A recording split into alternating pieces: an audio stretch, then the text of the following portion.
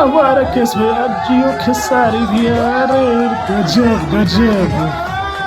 तो कल से एक और खलबली मचाने वाली खबर ये आ रही है कि राकेश मिश्रा और खेसारी लाल यादव एक साथ ठुमका लगाए और अपनी दूरियों को कम किए। दरअसल दोस्तों बता दो कि पंकज राय जो कि सीए है, इनका जन्मदिन था और इनके जन्मदिन पर पहुंचे खेसारी लाल यादव और वहीं पर थे राकेश मिश्रा भी। जी हाँ दोस्तों, और बज गया गाना टमाटर गाल जो कि इन दिनों खूब बज रहा है।